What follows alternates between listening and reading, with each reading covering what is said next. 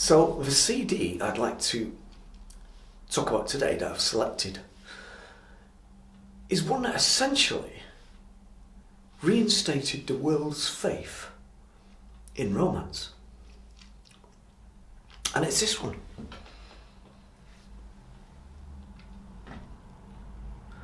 Santana, Supernatural, from 1999. Now this is the 18th, I believe, 18th record by this artist. I mean, imagine having 18 records. Absolutely extraordinary. So at the start of the 90s, Santana is basically struggling for sales and promotion, really, from Columbia Records. They're really, really struggling. And they can't get a gig, they can't get that many sales. And like I say, they're not doing very well. So Santana basically demanded, without compensation, that he be allowed to leave Columbia Records. And him and his solicitor and manager managed to achieve this. And then of course they were hiking round for a new record contract. And it's just as well, really, because as I say, if you're not being promoted and you're not being pushed and you're just a subsidiary artist on this label, then you're going nowhere quickly. And ultimately, it was the right decision. Now, I didn't need to be convinced that this was a good record to get. I didn't need that convincing because it was everywhere. It was literally everywhere. All the songs, big hit songs, were everywhere. Smooth, things like that. Put Your Lights On, Maria Maria, Love of My Life, all these things, they were just everywhere. Now, as you know, this record, one of the main reasons it's so massive is because of all the guests on it. You've got all sorts of people on here: Rob Thomas, Dave Matthews, Eagle Eye Cherry, Lauryn Hill, Eric Clapton at the end. So that obviously helped with the sales. This is a massive selling record, absolutely huge. It was monstrous amounts of units were shifting of this thing every week. 200,000, 400,000, it was insane. That was during like the spring and summer of 2000. It didn't come out until late 1999. But he'd been working on this thing for 2 years. And it shows, because there's a lot of high quality songs on here. I don't like all of it. I think the one with the Eagle Eye Cherry is one of my least favourites. But the idea behind this was to have a mixture of contemporary stuff, hence all the very popular current artists who are not quite so popular anymore. Because you never really hear of groups like Matchbox 20 anymore. They were a name then, but I've not heard that name for ages. But also have some sort of more traditional Latin rhythms going on, possibly in the Spanish language, and there is some of that going on here as well. Now those songs, whilst they're okay, they leave me a little bit cold because, you know, I'm not Spanish, so I don't really understand what's being said. But it doesn't matter. It's about the rhythms. Anyway, the reason I say this restored people's faith in romance is because I think it did. I think we're told all the time that romance is dead and it's all about sex and image and perfection. But this blew all that away.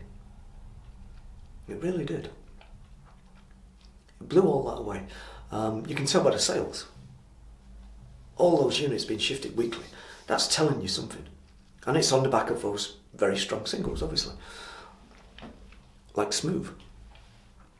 So I truly believe that romance is not dead, and this record proves it. Okay, it's now 20 years old, or 25, whatever it is. But it doesn't matter.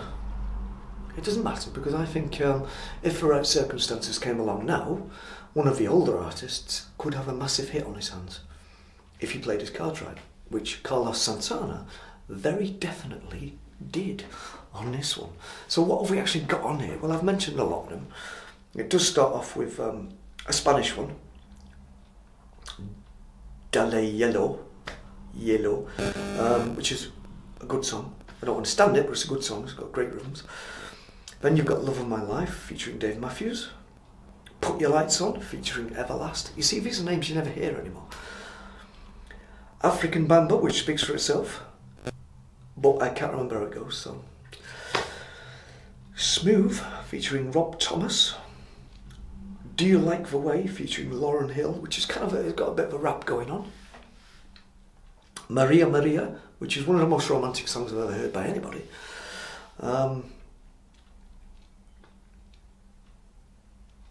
Produced by Wyclef Jean. And Migra, which is very memorable. Once you heard that, you'll never forget it. Basically, it just says Migra, Migra all the time. Then you've got another sort of Spanish number, Corazon Espanado, Wishing It Was, with Eagle Eye Cherry, which is, it's got an interesting drum thing going on, but apart from that, kind of forgettable. Another little instrumental thing, possibly El Farol, Primavera, and then it finishes with The Calling, featuring Eric Clapton, which goes on for nearly 8 minutes. And it's a great way to finish out the record, which, let's not forget, this is a guitar record, despite all the interesting rhythms. This is a guitar record at the end of the day, and it really does finish off well with that subtle, brilliant song, which is essentially an instrumental, called The Calling, featuring Eric Clapton. And you've got Clapton and Carlos Santana trading licks brilliantly on that one. So, what did the critics think of this when it came out? Well, they didn't really like it. They were a bit snooty, sort of holding their nose up.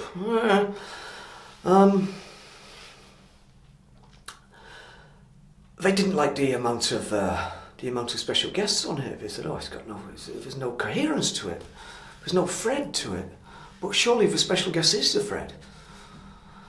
And the fact they could get those people to work with him, and that they all thought he was a legend. So the younger generation, even though they're not making music that I like,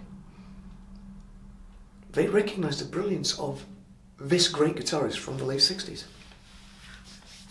So, critics, what do they know? I mean, seriously, what do they know? Like I say, this sold millions. So, there can't be anybody watching this who's not heard this record.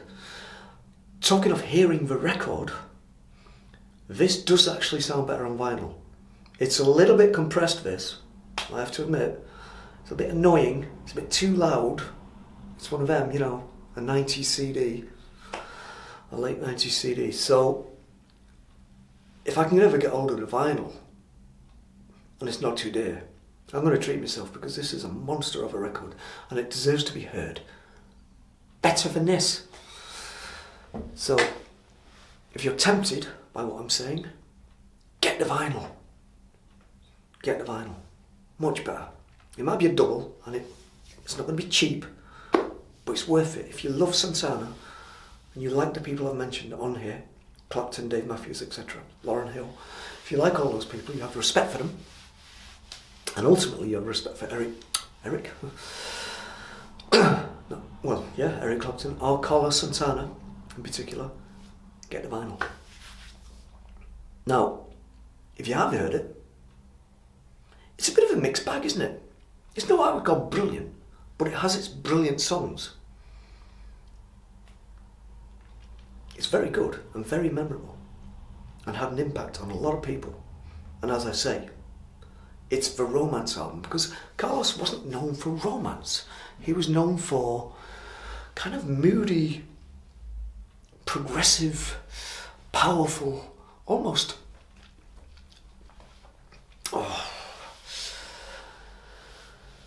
well, how do I say it? Almost prog rock type music. So he wasn't really known for being love-struck or particularly romantic, but this changed all that. This showed there is a truly romantic side to this man, and I think the world embraced that. It really is a mixed bag, but a goodie bag. You're not going to like everything in a goodie bag, okay? I doubt whether anybody likes everything on this, because it's so diverse. That doesn't matter. It's still a goodie bag. There's always something good in a goodie bag. So, I'll stop saying goodie bag now because it's starting to annoy me. As far as sales go, let's have a look at this. Absolutely fascinating. Right. Insane, absolutely insane. Get ready for more number ones than you can shake a stick at. Because this is truly mad. Right, Australia, number one. Austria, number one. Canada, number one. Holland, number one. Finland, only number two. That must be a mistake. France, number one. Germany, number one. Greece, number one. We never hear about Greece. Hungary, again, number one. Irish, number two. Italy, number one.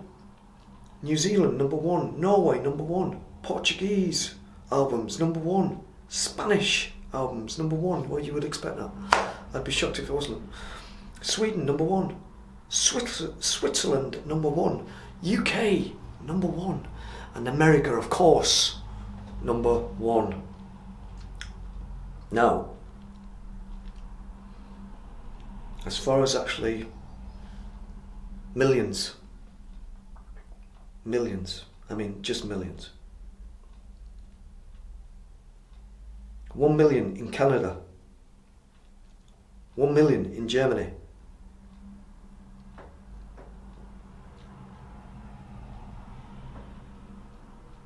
and wait for it, United States of America, just over 13, lucky for some, million.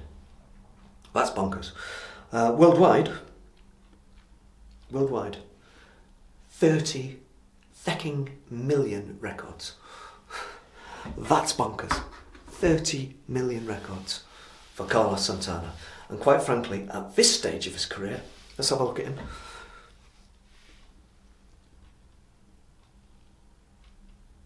Looking cool. At this stage in his career, looking that cool, he deserved it. So that is Santana, Supernatural, from 1999.